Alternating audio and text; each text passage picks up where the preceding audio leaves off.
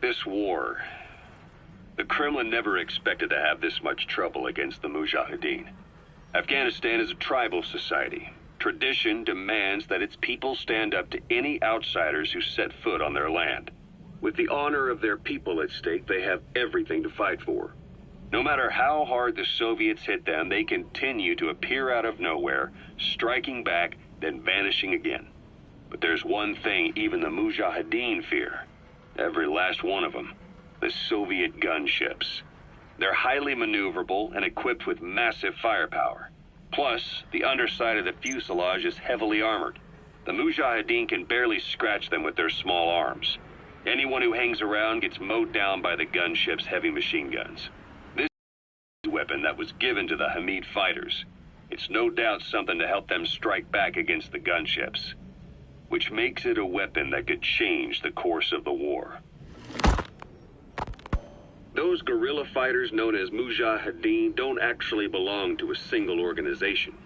Afghanistan is a multi-ethnic country. You've got the Pashtuns, the Tajiks, Uzbeks, Hazaras, and each of them is split into their own tribes, large and small. Each ethnicity has several rebel organizations that their various tribes gather under. They're united under the banner of jihad, but that doesn't mean they work like a single standing army. Just look at the area around Smasi Fort. A lot of Tajiks used to live there, but they fled after the Soviets started their Scorched Earth campaign. With the area uninhabited, the Hamid fighters, who are Pashtun, decided to move in. The Hamids are based out of the city of Peshawar. We passed through it on the western edge of Pakistan. The Pashtun people have long lived in Afghanistan and western Pakistan. They used to travel back and forth frequently. Then Britain went and established the border that still stands today. The Hamid fighters get generous support from the Pakistani government. The government wants to use them to secure influence over Afghanistan. Their liaison with the Hamids is Inter-Services Intelligence, and behind the ISI, you have the CIA. That's probably how the honeybee ended up in the hands of the Hamid men.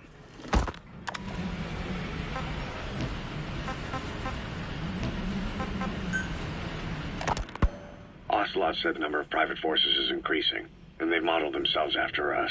They're a far cry from the likes of us. But why? 9 years ago we made enemies of the world as a nuclear-equipped force, independent of ideology or state. Yes. Sooner or later, the real UN would have stepped in. So why are they giving these PFs free rein? That's our fault, too.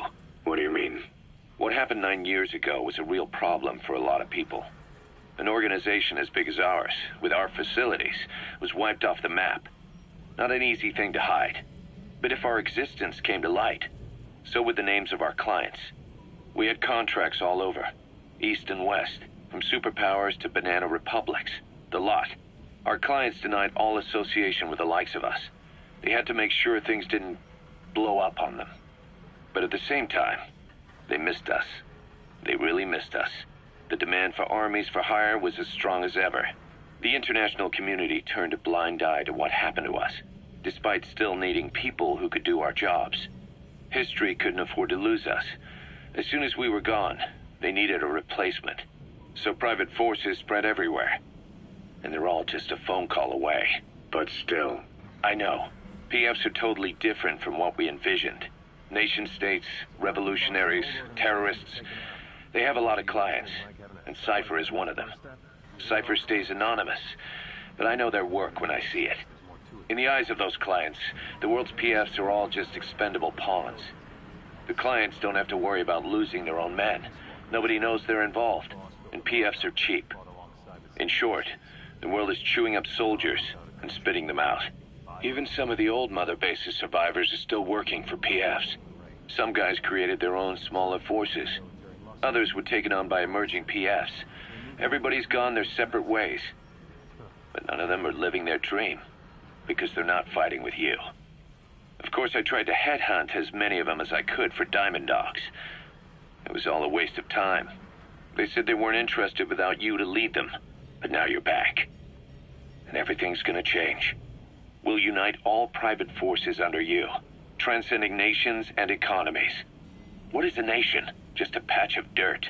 The bonds among us will surpass nations, and that's what'll put the world under our control. We'll establish a new kind of country, redefine the very concept of it. Even Cypher will be below us, an extraterritorial federation of military nations. The United States of Force.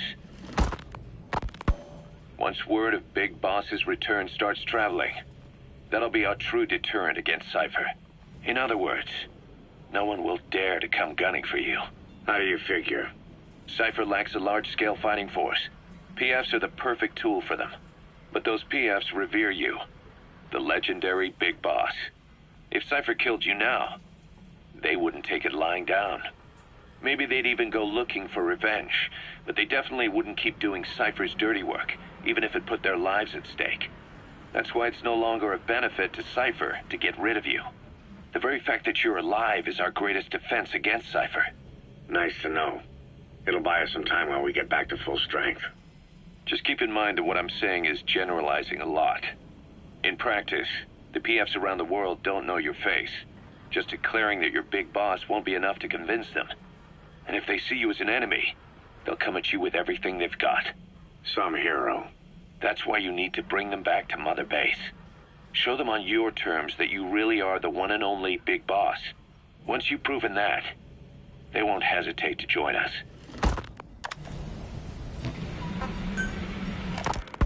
We were lucky to get our hands on that cyborg arm developer. There's no one in Diamond Dogs who can so much as maintain that thing. Bionic arm, not cyborg, if you go by what he calls it. But you're right, the East is light years ahead in bionics.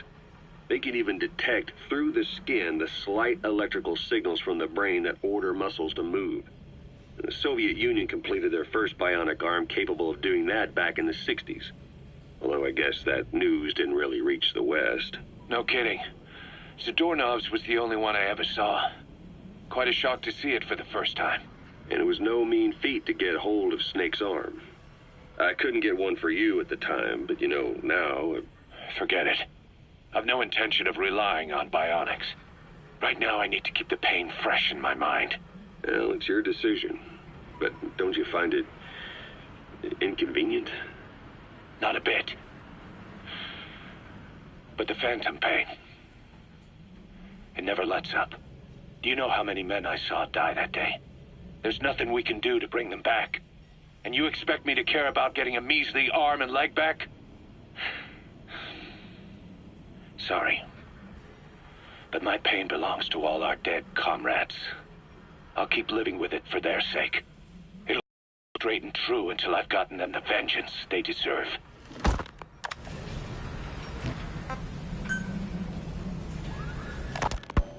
Snake, do you remember Amanda? Yeah, I do. Their revolution was a success. Somoza resigned, and Nicaragua has a new government. Amanda's really working hard for her country to be reborn. Good for them. She says she wishes Chico could be there. That revolution was the dream. For Amanda, for Chico, and their father. That chopper was no place for Chico to die. I'd like to at least think history will remember his part in the revolution. When you pick up a gun, there's always a chance you'll die for nothing. He knew that as well as the rest. Now that he's gone, it's up to the rest of us to decide what it was all worth. If we don't, there's nothing to prove that Chico ever lived at all. We're his mark on the world. Amanda told us that Strangelove contacted her after the revolutionaries came to power in Nicaragua. Strangelove. The AI researcher from Mother Base? I remember her. We'd lost touch with her, till Amanda heard from her out of the blue. She told Amanda she wanted to salvage Peace Walker's drive parts, or something from the bottom of Lake Nicaragua. Amanda passed the request on to her friends in the new administration. She's a national hero now, after all.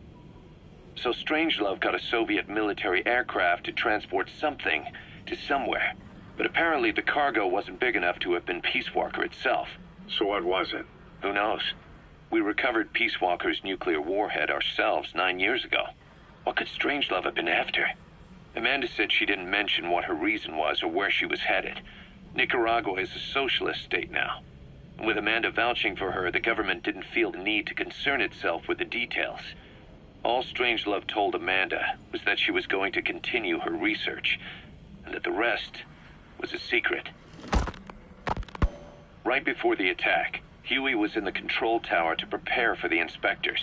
He was with them when it all went down. The control tower collapsed with the rest of its strut. His body was never recovered. But he was the one who met the inspection party when they arrived. And he was the one who showed the nuclear inspectors to the tower. You remember the way it went.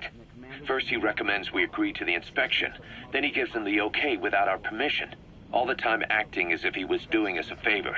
On top of that, he even had the guards disarmed that day. It would send the wrong message, he said. Whatever the angle, it all leads back to Huey. I curse my own stupidity for not realizing sooner. Huey escaped with that unit by chopper. I've been hunting him for 9 long years. The other reason I was operating around Afghanistan was to dig up his location. Huey's in Afghanistan? Yes, and I have a good idea where. Now we just wait for the right moment. This time, we'll be the ones using him. He's going to tell us who our guests really were that used a fake nuclear inspection to blast our home into the ocean.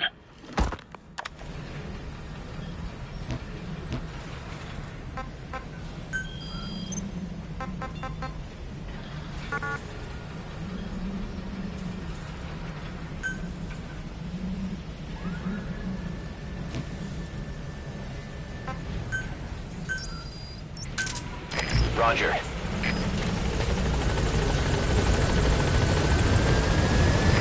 This is B-Quad. Arriving shortly at LZ.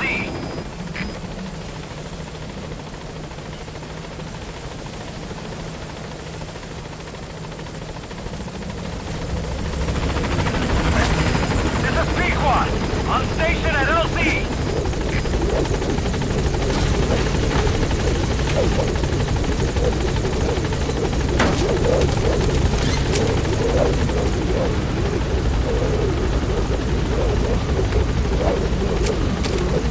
Gaining altitude.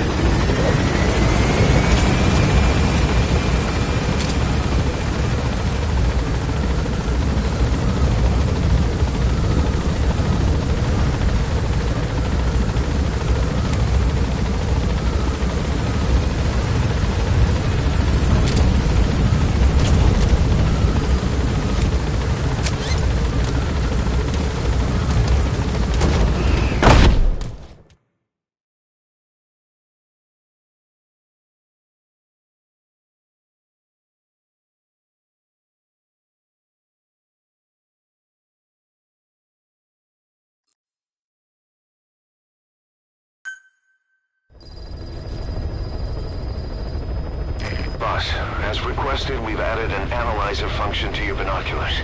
Now you can view soldiers or POWs and get a readout on their rank or any special skills they might have. Depending on their skills, they may even be able to develop new types of weapons or items. Try it out the next time you're thinking of fultoning someone.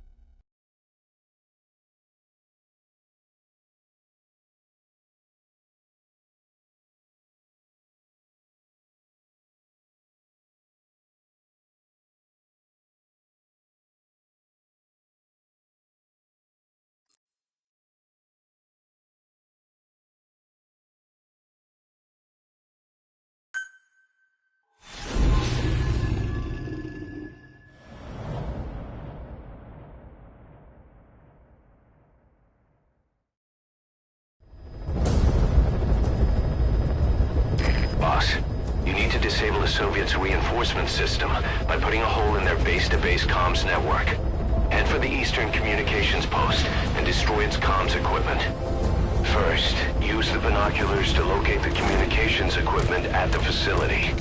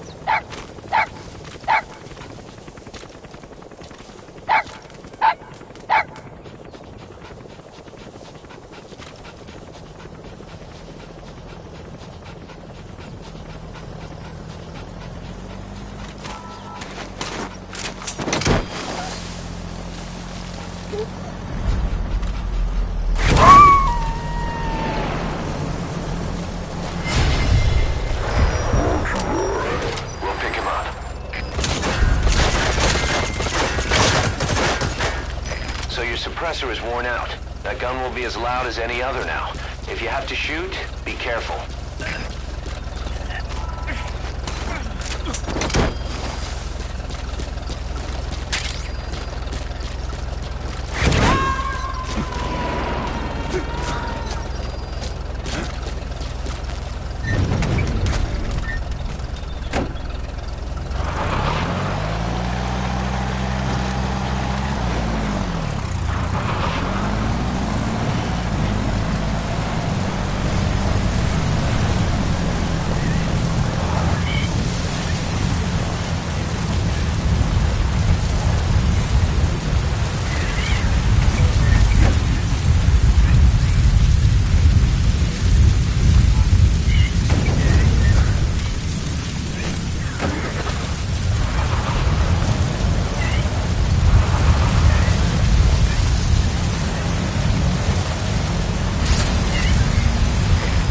there's an English-speaking soldier somewhere in the region.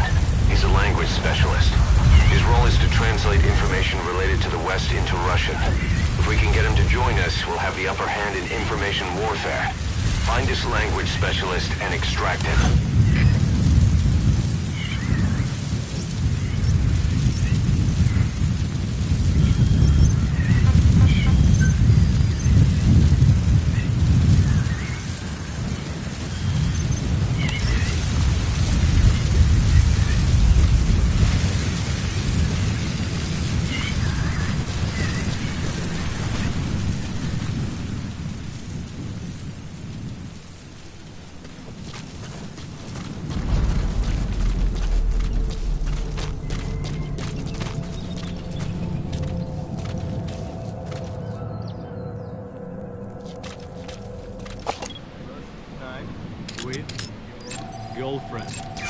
That's the target.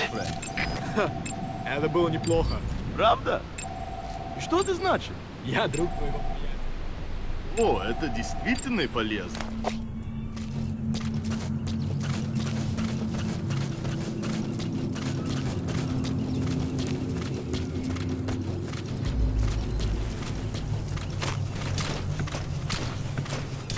That Soviet soldier in the Green Beret is speaking English.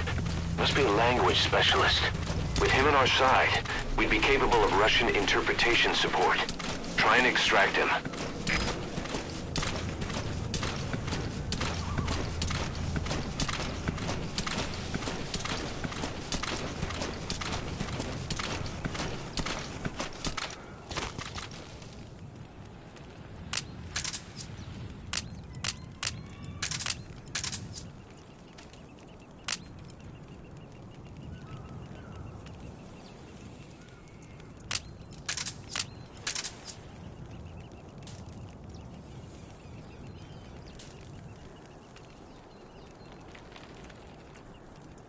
Посмотри!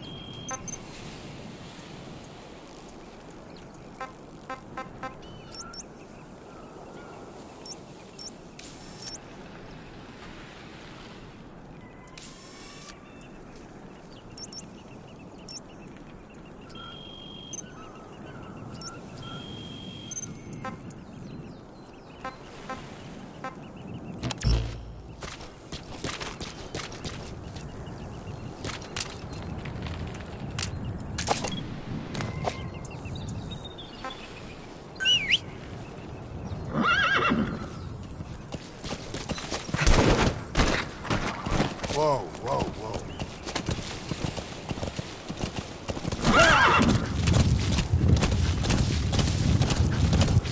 Yeah. Yeah.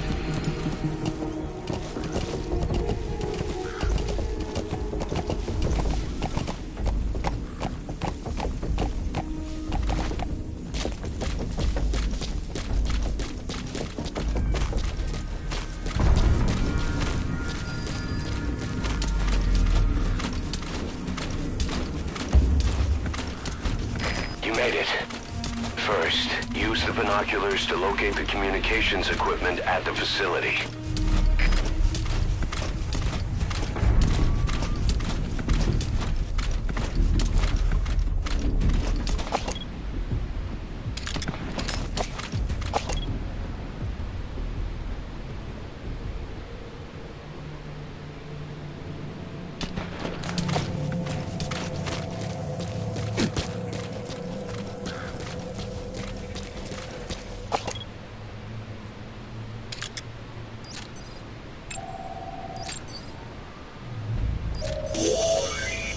That antenna is one of the targets.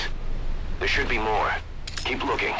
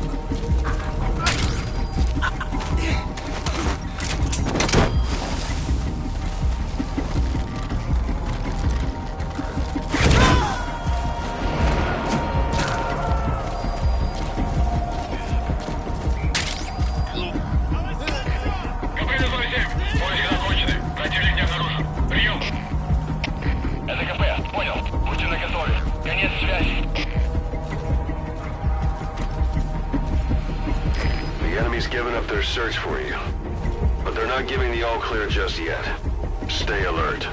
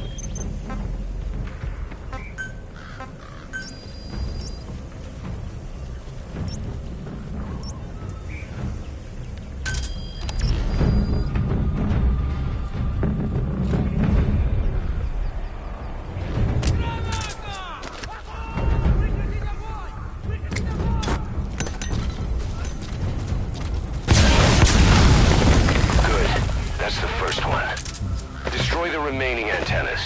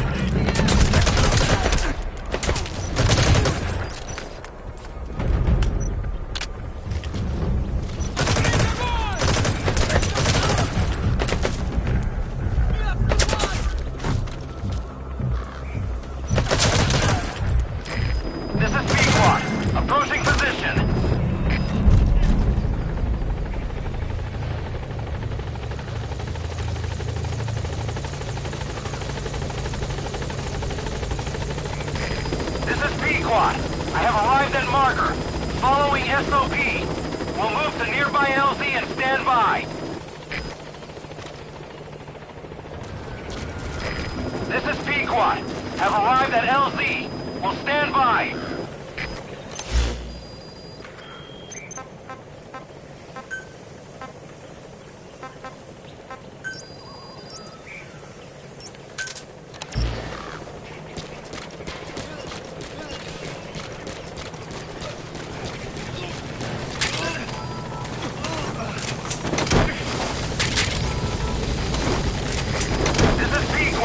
I have arrived at marker. Following SOP. We'll move to nearby LZ and stand by.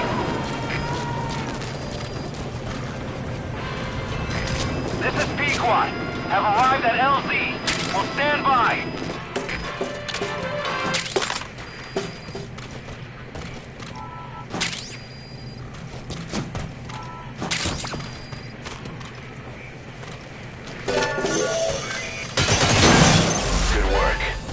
Completed your objective. Now get out of the hot zone.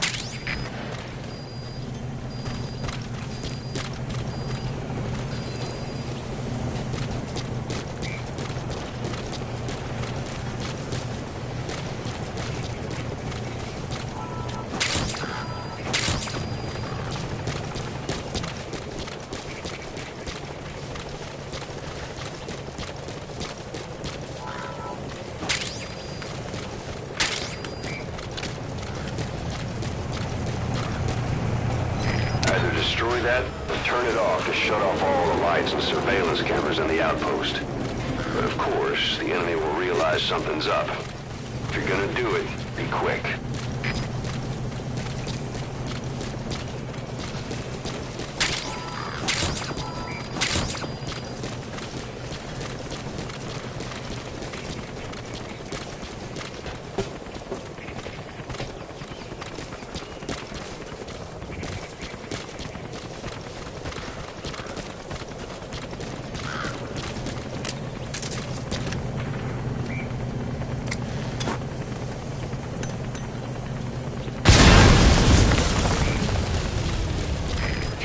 Their anti-air radar? It wasn't one of the targets, but that's put a hole in their air surveillance. The chopper will be able to get in close now. You can designate a landing zone near the outpost.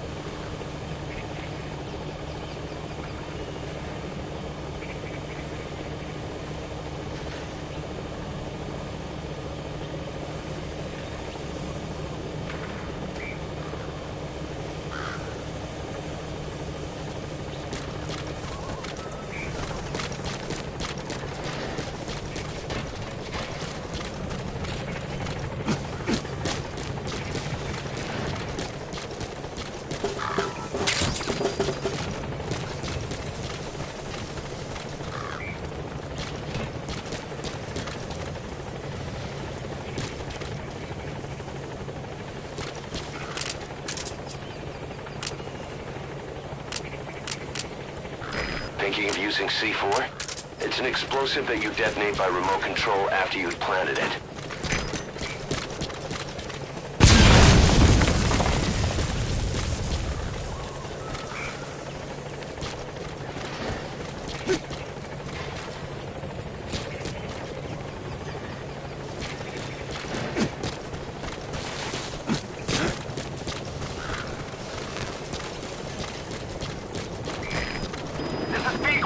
My extraction target is a no-show.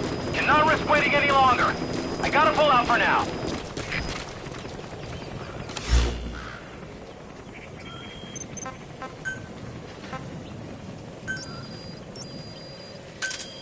Roger.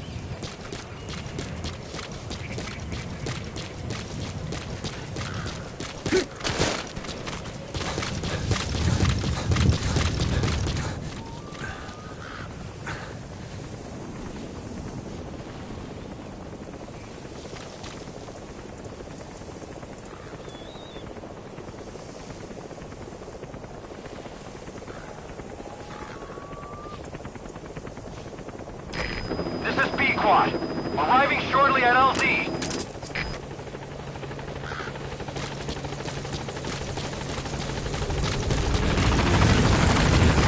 This is P-Quad. On station at LZ.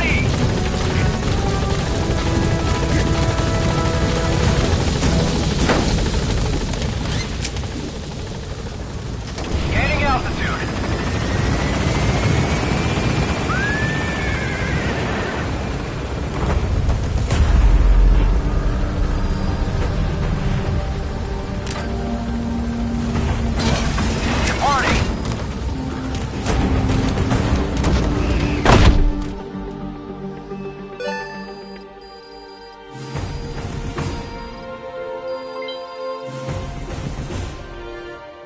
Mission complete. Great work.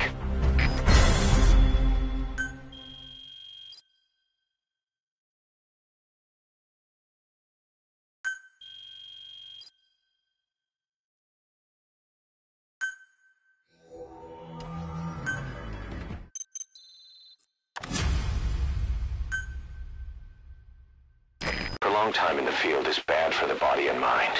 I think it's time you took a break. Do it for me. Come back to Mother Base ASAP.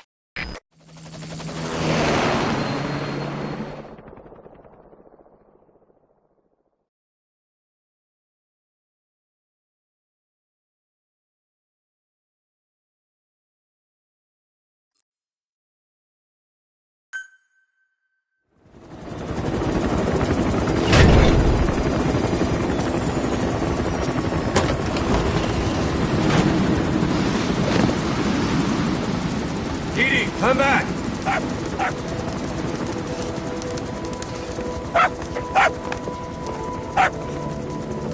Vince. Here's the dog you brought back. Bit of a troublemaker. Not sure about the breed, though. He'll get bigger? Uh-huh. Like this. You know, I can look after him. He's still a pup, so he doesn't listen. I have a feeling someday he'll be useful. I suspect you discovered a real diamond in the rough. With a little polish, I'd say we got a true diamond dog on our hands.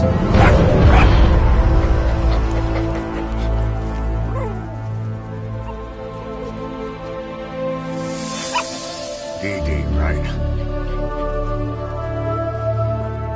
Hostile at raising hounds. Fine. Come on, Dee.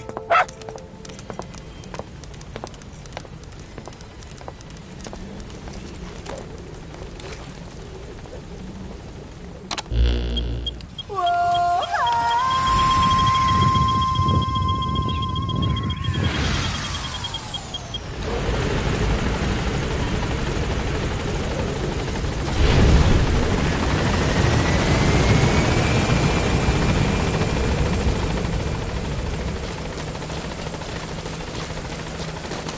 Welcome back, boss.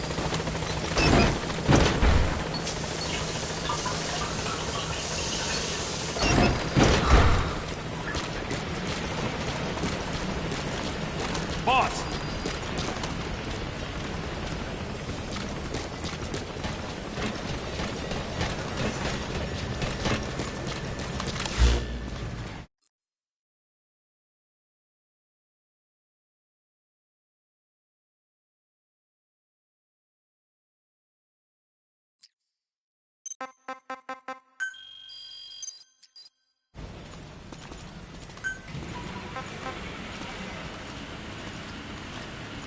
Boss, if you need supplies, let us know.